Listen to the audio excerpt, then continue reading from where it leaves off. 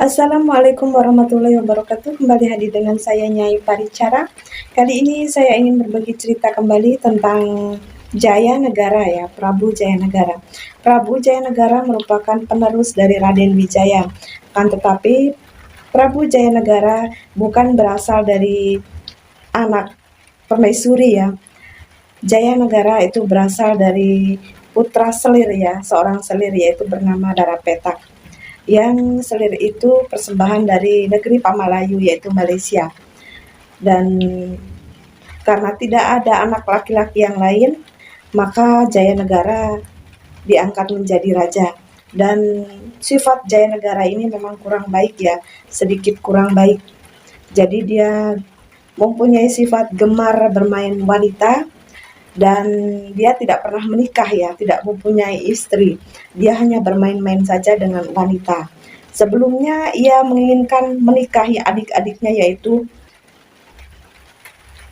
Tribuana Tunggadewi dan Raja Dewi ya. Kedua adiknya dari Putri Gayatri. Akan tetapi Putri Gayatri tidak mengizinkannya untuk menikahi adiknya sendiri yang merupakan adik kandung. Jadi satu ayah walaupun berlainan ibu. Pada awalnya Prabu Jaya Negara ingin menikahi adik-adiknya agar tahta kerajaan itu tidak jatuh ke tangan orang lain ya. Prabu Jaya Negara takut jika adiknya yaitu Tribuana Tunggadewi menikah dengan yang lain, maka tahta kerajaan jatuh ke tangan suaminya begitu. Jadi dia ingin menikahi adiknya agar tahta tetap berada di tangannya. Dia takut ada pemberontakan dari luar, yaitu dari saudaranya. Jadi jika dia menikahi adiknya maka tidak akan ada pemberontakan. Tapi yang namanya musibah, hal yang tidak kita inginkan itu akan terjadi walaupun kita hindari ya. Seperti halnya waktu itu Prabu Jaya Negara akhirnya sempat mengungsi ke Bedander ya, sebab karena pemberontakan Rakuti. Jadi Rakuti itu orang miskin ya, sebelumnya dia hanya seorang orang kampung, orang desa yang kemudian mendaftarkan diri menjadi prajurit dan ternyata di dalam istana dia menyusun kekuatan dan memberontak terhadap Prabu Jaya Negara. Karena pada awalnya Rakuti ini tidak menyukai sifat-sifat dari Prabu Jaya Negara yang suka bermain wanita. Karena istri dari Rakuti juga hampir menjadi wanita persembahan untuk Prabu Jaya Negara. Prabu Jaya Negara mengungsi ke desa Bedander ya, dan yang mengungsikan adalah bekel Gajah Mada yang waktu itu masih menjadi bekel atau prajurit, ya belum menjadi apa-apa. Jadi saat terjadi peperangan hebat dan karena memang Prabu Jaya Negara ini juga memang tidak bisa silat ya, karena sedari kecil dia tidak mau belajar silat, ilmu bela diri gitu, jadi dia hanya mengandalkan para prajurit dan dia nyaris terbunuh dan diselamatkan oleh bekel Gajah Mada.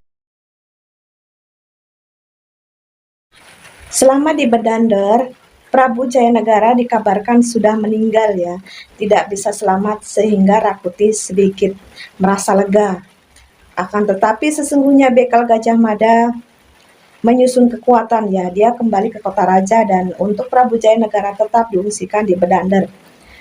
Di kota raja yaitu di Majapahit, bekel Gajah Mada mengumpulkan orang-orang yang masih mendukung Prabu Jaya Negara, yaitu untuk memerangi Rakuti. Dan ternyata setelah dikumpul-kumpulkan, sebagian besar dari para prajurit atau para orang-orang setempat ya masih mendukung Prabu Jaya Negara. Jadi kebijakan dari Prabu Jaya Negara itu masih lebih baik daripada kebijakan dari Rakuti yang memang mungkin Rakuti ini hanya orang desa yang tidak tahu ketatanegaraan, sehingga yang dilakukan Rakuti itu hanya berusaha untuk mempertahankan diri dan berbuat kasar kepada orang-orang agar takut pada dirinya begitu. Jadi masih tetap bagus untuk sifat dari Prabu Jaya Negara ketimbang Rakuti. Jadi masyarakat itu masih mendukung Prabu Jayanegara yang menjadi raja.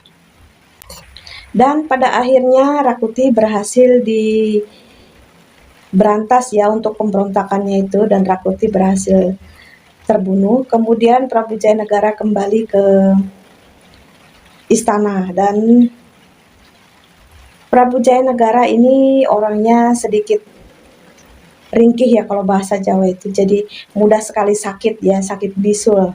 Sedikit-sedikit itu bisulnya kambuh dan tumbuh gitu. Dan Prabu Jayanegara berobat kepada tabib istana yang bernama Ratanca.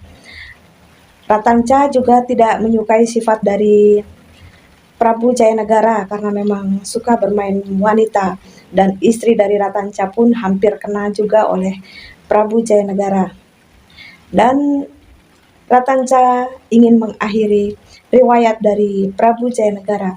Kala itu Prabu Jayanegara tengah sakit bisul dan berobat kepada Ratanca, akan tetapi justru Ratanca ini menusukkan pisau yang biasa untuk mengoperasi bisulnya itu ditusukkan ke lambungnya, sehingga Prabu Jayanegara meninggal di tempat ya.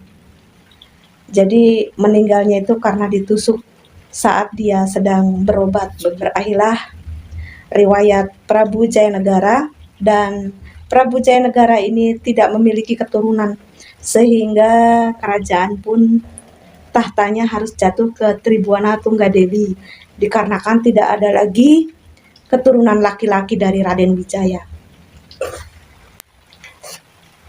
Demikian itu tadi sedikit cerita tentang Prabu Jayanegara ya. Saya sendiri tidak banyak mengetahui sejarah, saya menyukai sejarah apapun ya.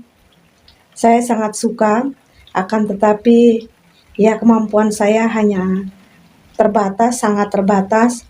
Jadi ya cuma itu yang saya tahu, dan mungkin yang saya bisa ucapkan karena saya terlalu banyak lupa ya. Sering saya membaca atau mendengar kisahnya, akan tetapi ya saya lupa, dan saya juga hanya berkata saja, tidak menggunakan naskah. Jadi ya seperti ini. Mohon maaf jika terdapat kesalahan. Sekian dari saya, Nyai Paricara. Wassalamualaikum warahmatullahi wabarakatuh.